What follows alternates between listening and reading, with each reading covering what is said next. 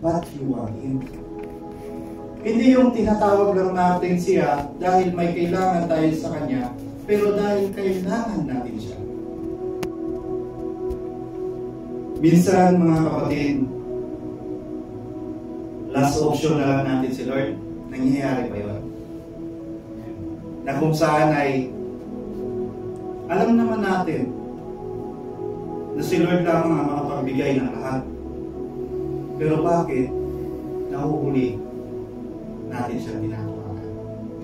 Tonight, this is the time na dapat mag-grow tayo sa kanyang tawagan. God first. Ayaw ni Lord ng may kaagaw. Gusto niya siya lang. Kung ipagpalagay natin sa mga sitwasyon na kung saan ay sino pong binata dito at may girlfriend? Sir Cacho. Ako Tapos, okay lang po ba kung meron kang, okay lang po ba sa girlfriend mo kung may tinatawagan ka? Ayaw ni Lord ng gano'n. Pag tumawag, pag i-claim natin siya as our God, dapat siya lang. Walang iba. Walang kompetensya dapat.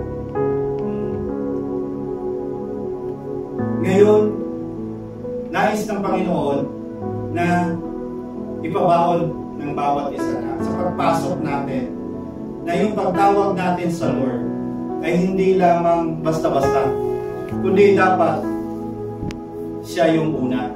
Kasi siya ngayon, tayo ngayong inuna niya. Tama?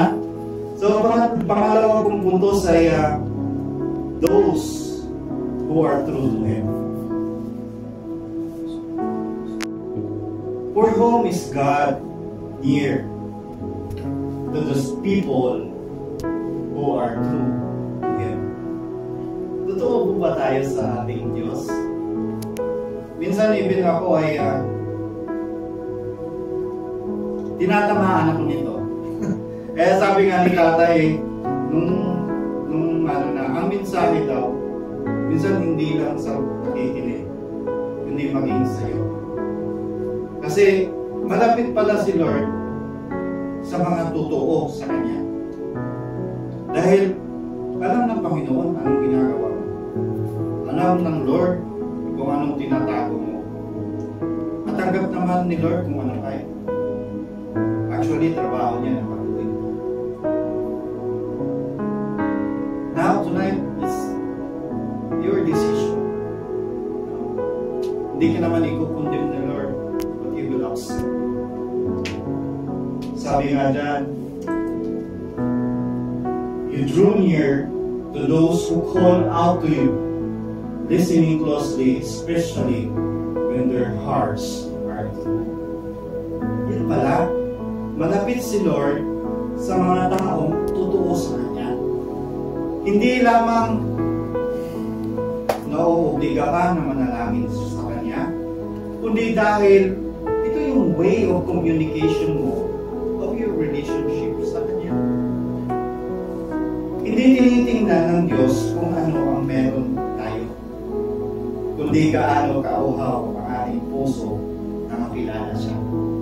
Do you have the ears sa heart natin na makilala pala si Lord? O yung tipong matutulog ka ako, mananalangin na ako. Dapat, tulad kanina, pag ikaw ay totoo sa Panginoon, dapat intentional mo siyang kakausapin.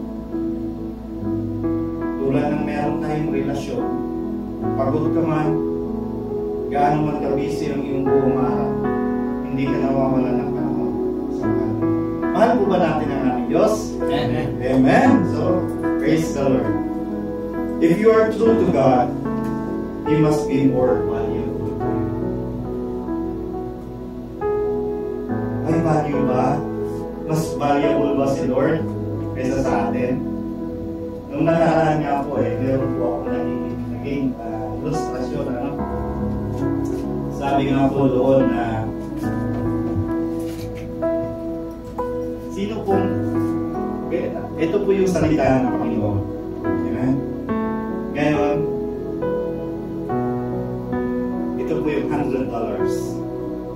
No? Sino ba yung pipiliin? Ano ba yung mas gusto mo? Itong salita ng Diyos o itong $100 na? Minsan ito yung ino-offer ng mundo. Kahit 1 milyon to mga kapatid, mauubos. But ito eternal. Kaya malaman na dapat malaman na nais ng Lord na maging totoo ka sa Kanya dahil ito yung binibigay niya sa iyo. Ang eternal, hindi pang temporaryo. Amen? Masyado naman tayo seryoso. Tayo mga po tayo, palampakan natin si Lord.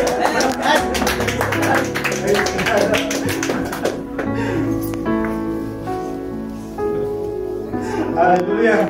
So, those who are true to Him, being true to God is being dying also to yourself. Hallelujah. Pag gusto mo natin maging totoo tayo sa Diyos, dapat mamatay tayo sa sarili natin gusto. Sabi nga dahil daily, dapat mamatay tayo sa mga gusto natin. Kasi paano mag-move si Lord sa buhay natin kung halimbawa puro biro yung ginagawa natin?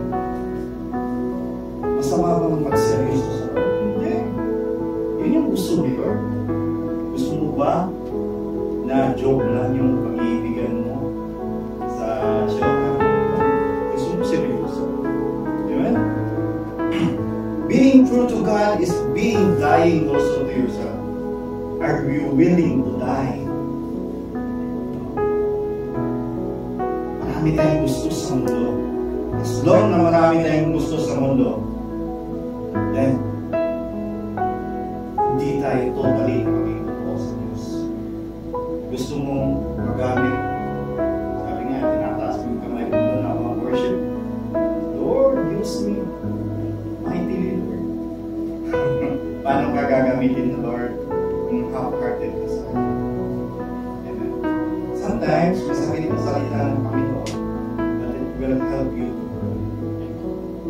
Sabi nga sa salita niya sa John, na tinatanggal yung mga part ng buhay natin kung saan hindi. Pangatlo po, ito po ay short exhortation naman, kaya pangatlo na ako at ito po yung pangulit pong utos. Yung muna po kanina, malapit ang Panginoon to those people who call Him. Pangalawa, to those who are true to Him. At ang pangatlo ay to those people who fear Him. Sabi nga po dyan sa Psalms 145 verse 19, He will fulfill the desires of those who fear Him.